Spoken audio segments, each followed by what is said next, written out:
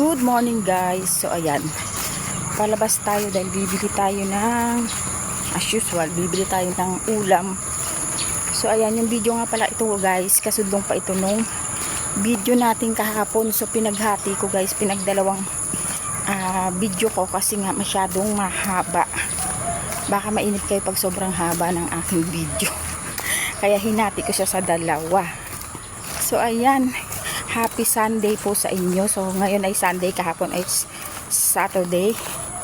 Ngayon ay Linggo, so mapapanood nyo siguro ang video ito ay next Saturday pa. So bali late ito i-upload guys. So mga Sabado nyo pa ito mapapanood. So yan guys, see you later.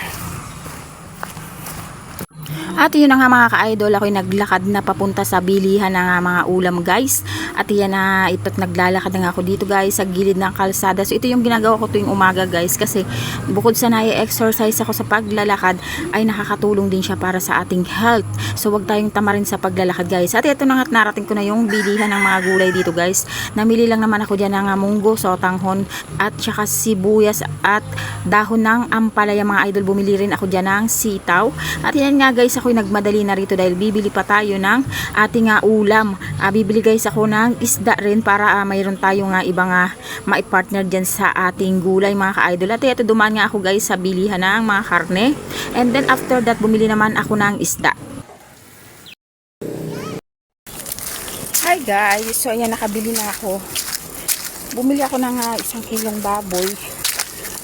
Tapos sa munggo, dahon ng ampalaya at saka patola. So nilalagyan ko siya ng sotanghon. Tapos lalahukan natin ng baboy. So yan yung ating ulam for lunch. Ano ba yan? Kandautal ako. Ating-ati. Ay nako, napagod ako. Magtatanim din ako ngayon ng aking pinatubong mga alugbate. Tumubo na guys yung aking mga alugbate. So itatransfer na natin siya sa lupa. So yan guys, busy pa rin kahit linggo. So ito na guys yung ating sotanghon na may patola. So nilahukan ko lang siya ng baboy. At ayan na, ready na yung ating lunch.